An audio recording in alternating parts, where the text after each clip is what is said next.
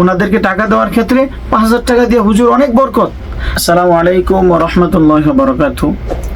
স্ক্রিনে যে পোস্টটা আপনারা দেখতেছেন, ফেসবুকে পোস্ট করছে রাজশাহীর এক মসজিদে ইমাম সাহেবের ইন্টারভিউর পোস্ট।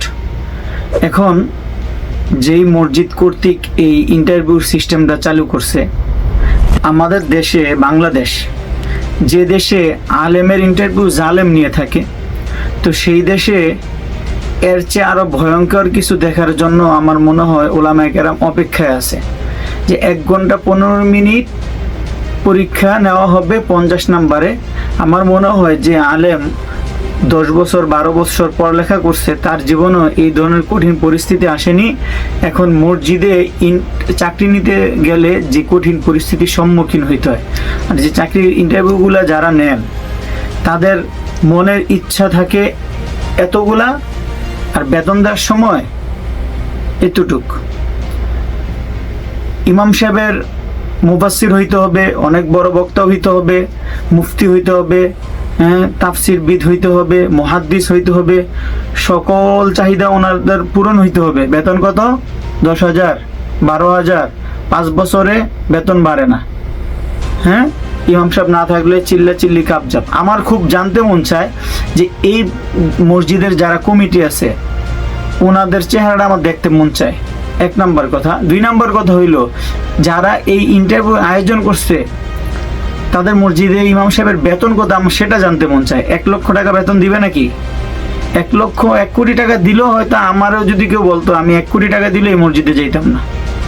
ফাইজলামি শুরু করছে আমাদের দেশে। তো আসলে যারা মসজিদ কমিটি এদের মতন ফাজিল আমার মনে হয় না সমাজে আর কোন মানুষ আছে। এদের মতন শয়তান আর জালেম আমাদের দেশে মসজিদ কমিটির মধ্যে কয়েকটা গ্রুপ। কেশিয়ার একরকম, সাধারণ সম্পাদক একরকম, সভাপতি একরকম, সভাপতি একরকম, সভাপতির মন মতন ইমাম সাহেব হইতে হবে, সভাপতির মন মতন ইমাম সাহেব হইতে হবে, কেশিয়ারের মন মতন হইতে হবে, তারপরে সম্পাদক যে থাকবে তার মন মতন হইতে হবে। মানে একজনের এক চাহিদা, চাহিদার কোনো শেষ নাই। মানুষ একজন, চাহিদা 10 জনের 10 রকম। এই চাহিদা পূরণ করতে না পারলে ইমাম সাহেবকে লাঞ্ছিত করে, অপমানিত করে যখন তখন বের করে দেয়। এই হলো আমাদের দেশের অবস্থা।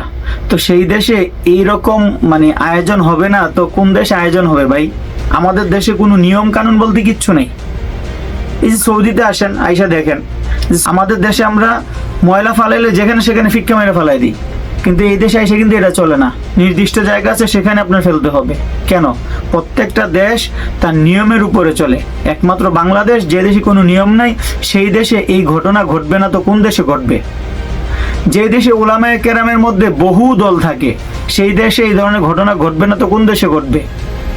আজকে যদি আমাদের বাংলাদেশের সকল শ্রেণীর উলামায়ে কেরাম এক হইতে পারতো, তাহলে আমাদের দেশে যারা ইমাম সাহেব নিয়োগ নেয়, যদি সকল আলেম এক হইতো, যদি ইমামদের পুরা বাংলাদেশে একটা সংগঠন থাকতো, যে সংগঠন থেকে ইমাম নিয়োগ দেওয়া হবে, ওই সংগঠন থেকে ইমাম সাহেবের বেতন নির্ধারিত করা হইতো, তাহলে গ্রামের যে মসজিদ কমিটি 5,000 টাকা দিয়ে ইমাম খোঁজে, 6,000 টাকা দিয়ে ইমাম খোঁজে, অথচ ওই মসজিদের সভাপতির বাড়িতে 50,000 1 লাখ টাকা খরচ করে রান্নাবান্নার আয়োজন হয়, খাওয়া দাওয়া ছেলে মেয়েদের সব কিছু চলে, কিন্তু ইমাম সাহেব নিয়োগ নেওয়ার ক্ষেত্রে 5,000 টাকা 6,000 টাকা, ওনারাও তখন ওই ইমাম সাহেবকে 15 থেকে 20,000 টাকা দিয়ে নিয়োগ নিত।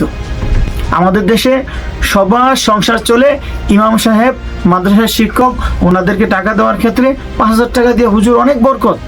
5,000 টাকা দিয়ে হুজুরের কি বরকত? হুজুরের বউ আর হুজুরের বাচ্চারা সারা মাস আলুর ভর্তা ডাউল দিয়ে ভাত খায়, আর টাকার মধ্যে অনেক বরকত। কারণ 5,000 টাকা দেওয়ার সময় 5,000 টাকা 50,000 টাকা হয়ে যায়। আমাদের দেশে উলামায়ে কেরামকে 5,000 টাকা দিলে, 6,000 টাকা বেতন দিলে, 3,000 টাকা বেতনের ইমামও এখন আছে আমাদের বাংলাদেশে। তখন দেওয়ার ক্ষেত্রে হুজুরের টাকার অনেক বরকত, অনেক বরকত। তো বরকতটা এই যে ওনাদের স্ত্রীরা ওনাদের চাহিদা মতন খাবার খাইতে পারে না, ওনাদের সন্তানেরা ওনাদের চাহিদা মতন ভালো পোশাক পরতে পারে না, ওনাদের সন্তান, ওনাদের বউ বাচ্চার কোনো চাহিদাই পূরণ হয় না, কিন্তু হুজুরের টাকার অনেক বরকত। এই টাকার বরকত কি আপনি সভাপতি মসজিদ কমিটির দিয়ে দিচ্ছেন নাকি? এই জন্য আমাদের বাংলাদেশ, সারা বাংলাদেশের ইমামদের একটা সংগঠন হইতো, এখন তো শানে সাহাবা খতিব কাউন্সিল আছে, কিন্তু পুরো বাংলাদেশের ইমামদের একটা সংগঠন হইতো, সেখান থেকে নির্ধারিত একটা বেতন নিয়োগ করা থাকতো, নির্দিষ্ট করা থাকতো, তাহলে হইতো কি যে সবাই এখান থেকে ইমাম সাহেব নিয়োগ, যার যেরকম ইচ্ছা ওই ধরনের ইমাম নিয়োগ নিবে, কিন্তু বেতন ফিক্সড করা থাকবে। এই এই এই এই এলাকার মধ্যে 15,000 টাকা বেতন, এই লেভেলের ইমাম সাহেব হইলে 20,000 টাকা বেতন, সর্বনিম্ন বেতন ধরা হোক কমসে কম 15,000 টাকা। 15,000 টাকা যদি সর্বনিম্ন বেতন ধরা হয়, তাহলে আমার মনে হয় আমাদের বাংলাদেশের জিনিসপত্রের যে দাম, এটা প্রত্যেকটা ইমাম সাহেবের পারিবারিক ভাবে ভালো চলবে সেটা বলবো না, তবে কোন রকম চলতে পারবে, একটু স্বাভাবিক জীবনযাপন করতে পারবে। আচ্ছা, যারা এই কাজটা করছেন উলামে কেরামের সম্মানহানি করছেন, এই সম্মানহানি করার কারণে ওনাদেরকে শাস্তির আওতায় আনা উচিত, এবং সারা বাংলাদেশ সকল উলামায়ে কেরাম এক হয়ে ইমামদের একটা সংগঠন তৈরি করে সেখান থেকে ইমামদের একটা নির্দিষ্ট বেতন ফিক্সড করা উচিত, যেখান থেকে সারা বাংলাদেশে ইমাম যাবে এবং সকল ইমামদের বেতন একই রকম হবে, একই স্কিল হবে, স্কিল টু স্কিল বাড়তে থাকবে। সর্বনিম্ন বেতন হবে 15 থেকে শুরু, এবং সর্বোচ্চ পর্যায়ে বেতন, যেমন অফিস আদালতে মানুষ চাকরি করলে 8 বছর 10 বছর চাকরি করলে তার যেরকম স্কিল বাড়তে থাকে, প্রত্যেকটা ইমাম সাহেব নিয়োগ হওয়ার ক্ষেত্রে এরকমই হওয়া উচিত। আমাদের দেশে দেখা যায় যে ইমাম সাহেব নিয়োগ হয় যখন তখন বের করে দেয়, এবং এটাও নিয়ম করা উচিত যে একজন ইমাম সাহেব যতই কিছু হোক না কেন, সর্বনিম্ন 5 বছর আগে মসজিদ থেকে, তাকে যদি ভালো নাও লাগে 5 বছর আগে মসজিদ থেকে বিদায় করতে পারবে না। মসজিদ কমিটির বিরুদ্ধে কথা বলছে, সুদের কথা বলছে, ঘুষের কথা বলছে, এজন্য তাকে ভালো লাগে না বের করে দিবে, এটা যেন করতে না পারে, এজন্য সর্বনিম্ন 5 বছর একটা ইমাম সাহেবকে রাখতে হবে। এই ধরনের নিয়ম কানুন যদি করা হয়, আশা করি সারা বাংলাদেশের সকল উলামায়ে কেরাম যারা ইমামতি করেন সবাই শান্তিতে ইমামতি করতে পারবেন। এবং আকুল আবেদন যে জাহেল যারা, যে ধরনের জাহেলরা, এগুলো তো কিয়ামতের আলামত, যে জাহেলরা আজকে আলেমদের উপর, মানে জাহেলরা সমাজের মধ্যে নেতৃত্ব দিবে, এগুলো হচ্ছে কিয়ামতের আলামত। তো এই ধরনের জাহেলদেরকে মসজিদ কমিটি থেকে বিলুপ্ত করা হোক। আশা করি ভিডিওটি যদি ভালো লাগে, কথাগুলো যদি আপনাদের কাছে মনে হয় যে না এই কথাগুলো আসলে সবার কাছে পৌঁছানো জরুরি, আশা করি আমার ভিডিওটা আপনারা শেয়ার করে দিবেন, পেজটি ফলো করে দিবেন। যারা ইউটিউব থেকে দেখতেছেন অবশ্যই চ্যানেলটি সাবস্ক্রাইব করে পাশে থাকবেন।